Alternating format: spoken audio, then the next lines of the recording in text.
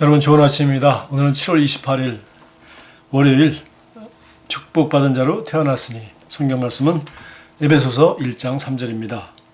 찬송하리로다 하나님 곧 우리 주 예수 그리스도의 아버지께서 그리스도 안에서 하늘에 속한 모든 신령한 복을 우리에게 주시되 누군가는 제 가족에게는 저주가 흐르는 것 같아요. 누구도 나아진 것 같지 않거든요. 라고 흐느끼며 푸념할지도 모릅니다. 아닙니다. 당신이 거듭났다면 절대 그렇지 않습니다. 그리스도 예수 안에 있는 새로운 피조물은 축복받은 자로 태어났기 때문에 저주 아래 살 수 없습니다. 이사야 10장 27절은 이렇게 선포합니다.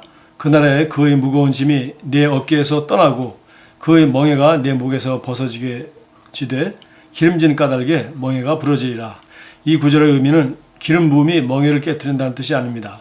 물론 기름 부음은 멍에를 깨트리지만 이 구절이 우리에게 알려주는 바는 기름 부음의 존재로 인해 당신은 멍에를 질 수 없다는 말입니다. 다른 말로 하면 설령 그리스도인에게 멍에가 얹혀진다 하더라도 그 순간 멍에는 기름 부음과 접촉함으로 반드시 깨어진다는 말입니다. 왜냐하면 그리스도인은 주님으로부터 기름 부음을 받은 자이기 때문입니다.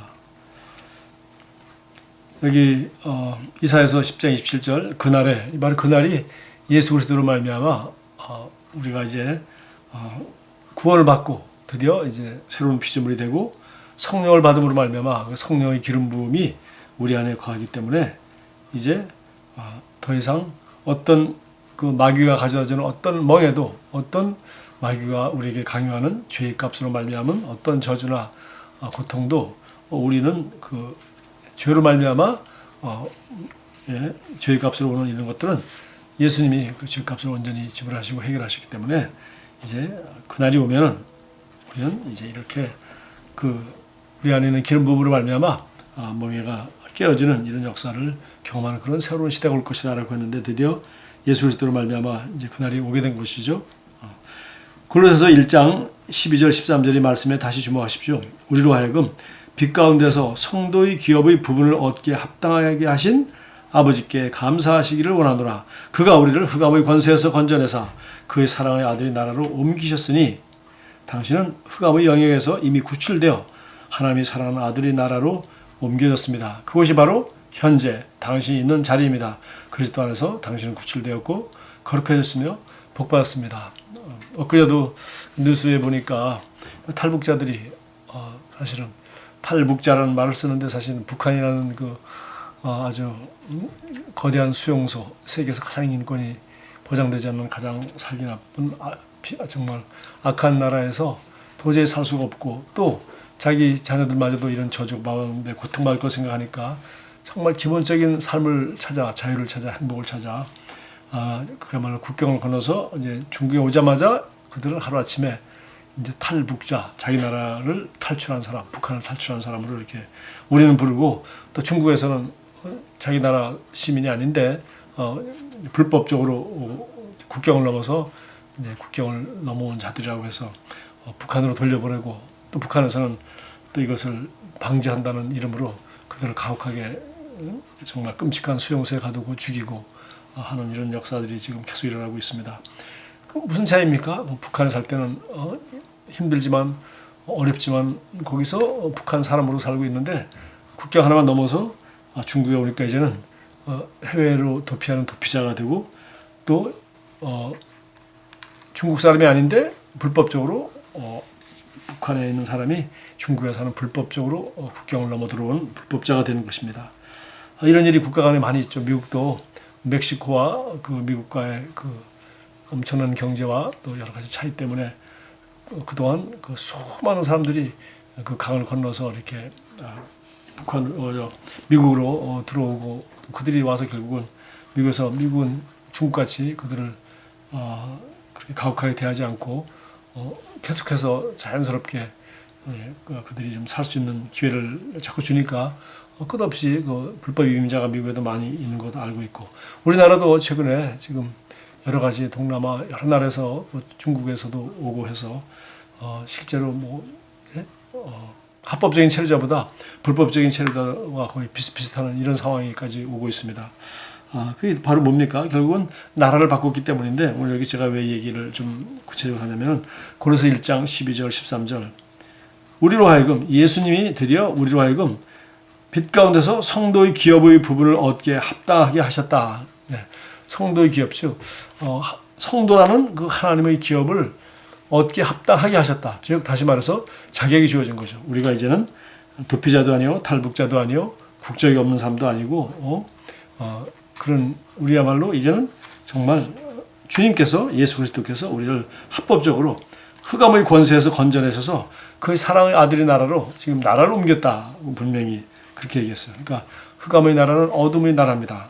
그래서 우리는 드디어 맨 마지막에 이제 파라그래프에 그 얘기를 설명하고 있는데 왜 어둠입니까? 마귀가 이제 예수님께서 값을 다 지불하셔서 우리는 더 이상 값을 지불할 필요가 없음에도 불구하고 이제는 마귀를 두려워하는 그 마귀 나라의 백성이 아니라 이제는 우리를 의롭게 되어서 하나님의 자녀가 되어서 하나님의 아들이 사랑하는 아들의 나라로 옮겨오고 하나님 나라의 백성이 되었기 때문에 더 이상 마귀는 우리를 공포를 줄 수도 위협을 할 수도 우리를 속일 수 없는 것인데 우리는 빛 가운데 사랑의 아들 나라로 왔기 때문에 이 그리스도 예수 안에서 우리를 성도가 되도록 그 기업의 부분을 얻게 합당하도록 다 하나님이 만들어 놓으셨다 하는 것을 알지 않고 믿지 않고 또 하나님 나라로 거듭남으로 말미암아 하나님 나라 시민이 되지 않으면은 결국은 이런 마귀에게 이제 고통을 받게 되고 또 하나님 나라 시민이 되었다 하더라도 이런 사실들을 잘 모르고 자기 권세를 행사할 줄 모르면은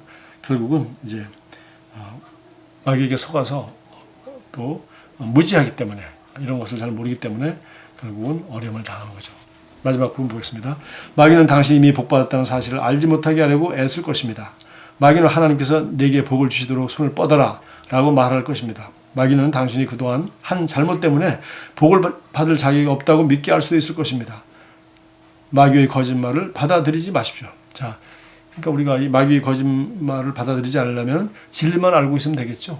진리를 알고 있어야 되는데 그 진리는 바로 우리가 드디어 빛 가운데서 즉 그리스도 예수의 그 복음 그리스도께서 우리를 위하여 무슨 일을 하셨고 이제 내가 예수님을 나의 그리스도로 구원자로 주님으로 받아들이고 거듭남으로 말미암아 나는 어떤 존재가 되었고 그 결과 이제는 성도의 기업의 부분을 얻게 합당하도록 하나님께서 나를 그렇게 만들어 주셔서 나는 흑암의 영역에서 이제 빠져나와서 하나님의 사랑의 아들의 나라에 와 있기 때문에 하나님의 사랑의 나라에서 하나님 말씀을 따라 사랑으로 믿음으로 어떻게 기능하는지 영으로 어떻게 기능하는지 이것만 알면은 우리는 더 이상 마귀의 거짓말을 속을 필요 없고 그걸 거절할 수가 있는 것이죠.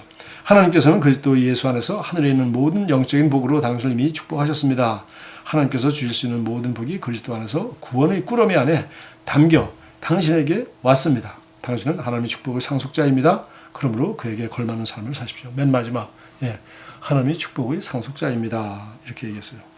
바로 이제 성도의 기업을 물려받을 자격을 갖추어서 부분을 얻게 합당하도록 하셨다. 우리가 하나님의 자녀가 될 수 있는 그런 그 자격을 우리 스스로 갖출 수 있는 것이 아니라 그리스도로 말미암아 성도의 부분을 얻게 합당하게 하셨다라고 하였습니다.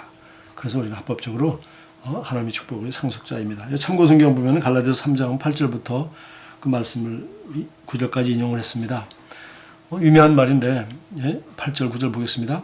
또 하나님이 이방을 믿음으로 말미암아 의로 정하실 것을 성경에 미리 알고 먼저 아브라함에게 복음을 전하되 모든 이방인이 너로 말미암아 복을 받으려 하였느냐. 그러므로 믿음으로 말미암는 자는 믿음 있는 아브라함께 함께 복을 받느니라. 그래서 결국은 모든 이방인이 아브라함으로 말미암아 복을 받으리라. 그것은 바로 이제 믿음 있는 아브라함과 함께 믿음으로 우리가 이제 하나님의 자녀가 되는 거죠. 믿음으로 구원받고 믿음으로 이제 아브라함에게 주신 축복을 받을 수 있는 그런 하나님의 약속의 말씀 안으로 들어가서 그 약속을 누리게 된 것입니다. 아브라함의 축복이라는 무엇인가? 바로 여기 13절, 14절에도 계속 나와 있죠. 그리스도께서 우리를 위하여 저주를 받은 바 되사 율법의 저주에서 우리를 속량하셨으니 율법의 저주가 우리하고 관계없게 됐습니다. 그분이 율법의 저주의 값을 지불하셨기 때문에 기록된 바 나무에 달린 자마다 저주 아래 있는 자라 하였습니다. 그렇게 하신 목적은 우리로 하여금 이는 그리스도 예수 안에서 아브라함의 복이 우리 즉 이방인에게 미치게 하고 또 우리로 하여금 믿음으로 말미암아 성령의 약속을 받게 하려 함이라. 그래서 이제 아브라함의 복이 이방인에 미치게 하였고 그것은 바로 뭡니까? 우리도 믿음이 조상 아브라함과 같이 믿음으로 정말 그 아브라함의 복을 받게 되는 것입니다. 아브라함의 복은 그냥 간단히 얘기하면 아브라함의 복은 바로 믿음으로 구원받은 뿐만 아니라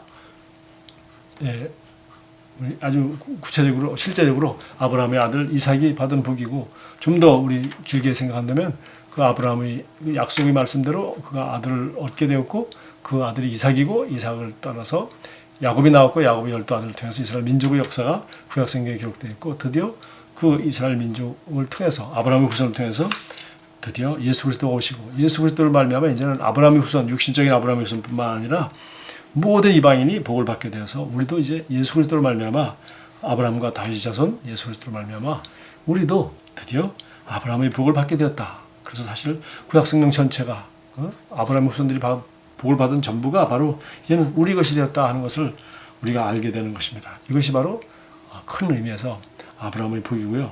사도 바울은 이것을 오늘 또 갈라디아서를 통해서 또 그렇게 그리스도인에게 이것이 어떻게 해당되는지를 설명하였습니다.